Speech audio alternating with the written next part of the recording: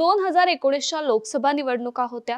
अनेक मातब्बर आघाडीला रामराम करत कमळ हातात घेत होते आणि याच निवडणुकांच्या तोंडावर राष्ट्रवादीला जबरदस्त धक्का मिळाला, तो विजयसिंह मोहितेंकडून। राज्याचे उपमुख्यमंत्री पद मिळालेल्या मोहितेंच्या अख्ख्या घराने भाजपमध्ये प्रवेश केला आणि माढाच नाही तर सोलापूरचं राजकारणही फिरलं। एवढंच नाही तर भारतीय जनता पार्टीने दिलेले उमेदवार रणजितसिंह निंबाळकर यांना अतिशय चुरशीच्या लढतीत त्यांनी निवडूनही आणलं। एकट्या माळशिरस तालुक्यातून 1 लाखाचे मताधिक्य देऊ असा भाजपच्या पक्षश्रेष्ठींना दिलेला शब्द मोहिते पाटलांनी 1.25 लाखाचं मताधिक्य देत पूर्णही केला। आता याच मोहिते पाटील आणि खासदार रणजितसिंह निंबाळकर यांच्यात गेल्या 4 वर्षात राजकीय वितुष्ट आले आणि आता कोणत्याही परिस्थितीत मोहिते पाटील हे निंबाळकर यांना स्वीकारणार नाहीत असं चित्र आहे। मोहिते आणि निंबाळकरांचं हे वैर कसं वाढत गेलं हेच या व्हिडिओच्या माध्यमातून जाणून घेऊया। राजकारणातल्या प्रत्येक अपडेट्ससाठी सरकारनामाला सबस्क्राइब करा आणि नोटिफिकेशनसाठी बेल आयकॉन प्रेस करा। 2019 पर्यंत राष्ट्रवादी काँग्रेसचा बालेकिल्ला असलेले या मतदारसंघात मोहिते पाटलांच्या रूपाने भाजपला मजबूत नेतृत्व सापडलं। परंतु लोकसभा निवडणूक झाल्यानंतर 6 ते 8 महिन्यातच निंबाळकर यांचे मोहिते पाटलांसोबत मतभेद वाढू लागले। माळशिरस तालुक्यातील पारंपरिक मोहिते विरोधकांना निंबाळकर ताकद देऊ लागले। निंबाळकर मंचावर असताना त्यांच्या समक्ष मोहिते पाटील विरोधक हे जहरी टीका करू लागले।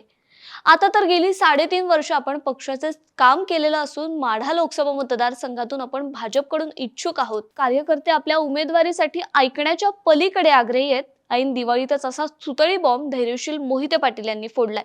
गेल्या 4 वर्षात मोहिते पाटील आणि निंबाळकर यांच्यात ठासलेल्या राजकीय वितुष्टाची दारू आता निवडणुकीच्या तोंडावर विस्फोटाच्या पातळीवर आली।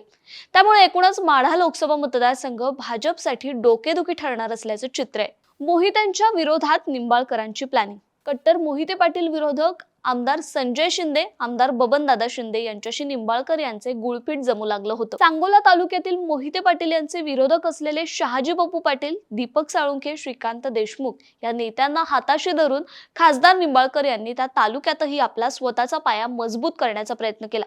माळशिरस, सांगोला, करमाळा, माढा या तालुक्यातील कोणतेही प्रश्न मोहिते पाटलांना न विचारता निंबाळकर सोडवू लागले। माढा मतदारसंघातील फलटण पंढरपूर रेल्वे प्रश्न असो, नीरा देवधर धरण असो, नीरा उजवा कालवा असो, कृष्णा भीमा स्थिरीकरण योजना असो, त्यासाठी खासदार निंबाळकर यांनी स्वतःच्या पातळीवर प्रयत्न सुरू केले आणि मोहिते पाटील यांना बाजूला ठेवण्याचा प्रयत्न सुरू केला। इतकंच नाही तर 2 वर्षापूर्वी झालेल्या केंद्रीय मंत्रिमंडळ विस्ताराप्रसंगी रणजितसिंह निंबाळकर यांनी दिल्लीत स्वतंत्रपणे खासदाराचं लॉबिंग करण्याचाही प्रयत्न केला अशा चर्चा आहेत। एकूणच आक्रमक कार्यशैली असलेल्या निंबाळकर आणि शांत व संयमी राहून राजकीय डाव टाकणाऱ्या मोहिते पाटलांचं जमणं अशक्य झालं होतं। रणजितसिंह निंबाळकर यांनी माळशिरस तालुक्यात गरजेपेक्षा जास्त हस्तक्षेप केला आणि मोहिते पाटील विरोधकांना राजकीय बळ देण्याचा प्रयत्न केला। 4 वर्षात खासदार निंबाळकर हे खूप कमी वेळा अकलूजकडे गेले। या उलट पारंपरिक मोहिते विरोधक असलेल्या माळशिरस, नातेपुते, पिलीव, वेळापूर या दक्षिण पश्चिम भागात निंबाळकर हे सातत्याने संपर्क ठेवून आहेत।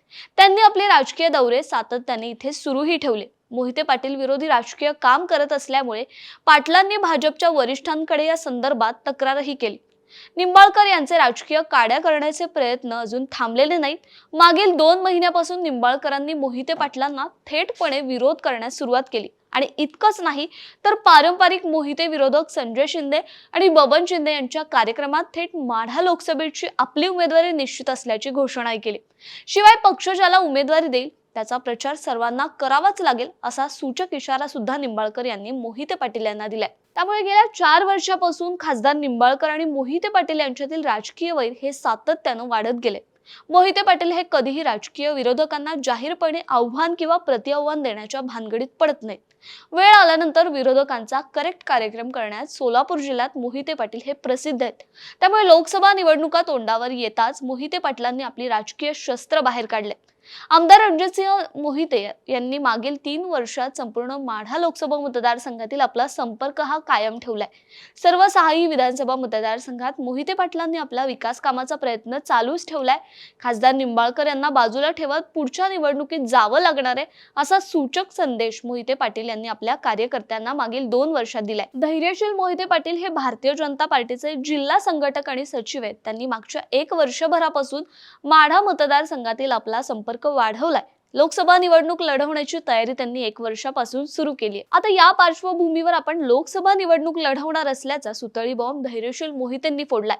या बॉम्बच्या वाचाने भाजपच्या पक्षश्रेष्ठींचे कान उघडले तरच यावर काही तोडगा निघू शकतो. अन्यथा मोहिते पाटील ज्या पद्धतीने चॅलेंज देऊन खासदार निंबाळकर यांना लोकसभेत पाठवले, त्याच पद्धतीने उघड आव्हान देऊन निंबाळकरांना घरचा रस्ताही दाखवू शकतात अशा चर्चा आहेत. त्यामुळे आता माढ्याचा तिढा भाजप कसा सोडवणार हे पाहावं लागेल. तुर्तास या बातमीत इतकंच. तुम्हाला ही माहिती कशी वाटली हे आम्हाला कमेंट करून नक्की कळवा. सरकारनामाला लाईक, शेअर आणि सबस्क्राईब करायला विसरू नका. राजकारणातील प्रत्येक अचूक बातमीचे सर्वात आधी अपडेट्स मिळवण्यासाठी सरकारनामाच्या सर्व सोशल मीडिया प्लॅटफॉर्मला लाईक, फॉलो आणि सबस्क्राईब करा. तसंच सर्व नोटिफिकेशनसाठी बेल आयकॉन प्रेस करायला विसरू नका.